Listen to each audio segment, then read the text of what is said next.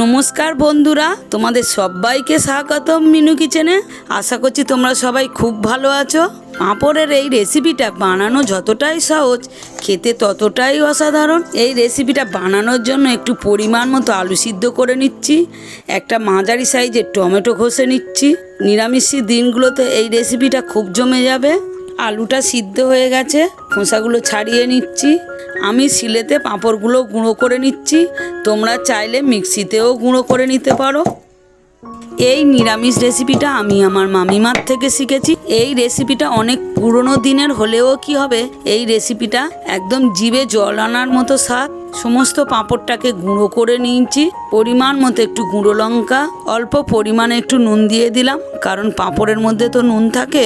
অল্প পরিমাণে চাট মশলা ও চানা মশলা নিয়ে নিলাম। হাফ টেবিল চামচ আদা বাটা দিয়ে একসাথে করে ভালো করে মাখিয়ে নিচ্ছি। চানা মশলা ও চাট মশলার পরিবর্তে তোমরা চাইলে এখানে জিরের গুঁড়ো ও ধনে গুঁড়ো দিতে পারো।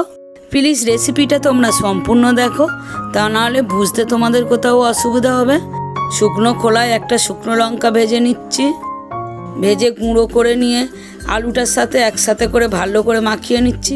পরিমাণ মতো 2 টেবিল চামচ বেসন দিয়ে দিলাম, দিয়ে একসাথে করে ভালো করে মাখিয়ে নিচ্ছি। আমি কিন্তু কোনো রকম এখানে জল ব্যবহার করছি না। রেসিপিটাকে সঠিক বানানোর জন্য এখানে জল ব্যবহার করা যাবে না, জল ব্যবহার করলে টেস্টটা কম হবে আর এটা সঠিক তৈরিও হবে না। ভালো করে মেখে নিয়ে 2 মিনিটের জন্য রেখে দিলাম। 2 মিনিট পরে ছোট ছোট করে বল তৈরি করে নিচ্ছি। এই রকম সমস্ত পাঁপড় মাখাটা ঠিক এই একই রকমভাবে বল তৈরি করে নিতে হবে। গরম প্যানে পরিমাণ মতো একটু সাদা তেল দিয়ে দিলাম। যে বলগুলো মনে হচ্ছে ভেঙে গেছে, ঠিক এইভাবে হাতের তালুতে দিয়ে গোল গোল করে নিতে হবে।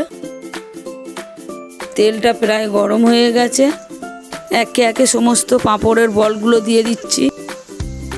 কিছুক্ষণ পরে এগুলো লাল লাল ভাজা হয়ে এসছে। ভালো করে উল্টিয়ে পাল্টিয়ে আরও একটা দিক লাল লাল করে ভেজে নিচ্ছি। বড়া ভাজার সময় লক্ষ্য রাখতে হবে গ্যাসটা যাতে মিডিয়াম আঁচে থাকে, তা নাহলে খুব সহজেই বড়াগুলো পুড়ে যেতে পারে। সমস্ত বড়াগুলো লাল লাল করে ভেজে তুলে নিলাম। রেসিপিটাকে আরও সুস্বাদু করে তোলার জন্য অল্প করে একটু কারি পাতা নিয়ে নিচ্ছি। এই রেসিপিটার জন্য এই কারি পাতাটা যথেষ্ট। কারি পাতাটা নিয়ে ভালো করে ধুয়ে নিয়ে জল ঝারিয়ে রেখেছিলাম। বড়া ভাজা তেলটার মধ্যে দিয়ে হালকাভাবে ভেজে তুলে নিচ্ছি। ওই তেলের মধ্যে একটা শুকনো লঙ্কা চিড়ে দিয়ে দিলাম, 2টো তেজপাতা, অল্প পরিমাণে একটু গোটা জিরে দিয়ে দিলাম। একটা বড় সাইজের আলু 80% সিদ্ধ করে রেখেছিলাম, দিয়ে দিলাম। আলুটা একটু তাই ভাজা হতে থাক। রেসিপিটাকে আরও সুস্বাদু করে তোলার জন্য পরিমাণ মতো একটু জল গরম করে নিচ্ছি। হাফ টেবিল চামচ আদা বাটা দিয়ে দিলাম। ভালো করে নাড়িয়ে দিয়ে একটা মাঝারি সাইজের টমেটো পেস্ট বানিয়ে রেখেছিলাম দিয়ে দিলাম, দিয়ে একটু নাড়িয়ে দিচ্ছি। অল্প পরিমাণে একটু নুন দিয়ে দিচ্ছি। আগেও বলেছি পাঁপড়ের মধ্যে একটু নুন থাকে, তাই এই রেসিপিটার মধ্যে একটু নুনটা কম ব্যবহার করতে হবে। পরিমাণ মতো একটু জিরের গুঁড়ো, লঙ্কা গুঁড়ো ও ধনে গুঁড়ো দিয়ে একসাথে করে একটু কষিয়ে নিচ্ছি। পরিমাণ মতো একটু হলুদ গুঁড়ো ও স্বাদ মতো একটু চিনি দিয়ে দিলাম, যাতে একটু ঝাল মিষ্টি হয়। কষাতে কষাতে সম্পূর্ণ জলটা গরম হয়ে গেছে, দিয়ে দিলাম। দিয়ে একটু ভালো করে নাড়িয়ে দিচ্ছি। এই রেসিপিটা তোমরা কে কোথা থেকে দেখছো অবশ্যই কমেন্টে জানাবে। তোমাদের কমেন্ট পড়তে আমার খুবই ভালো লাগে।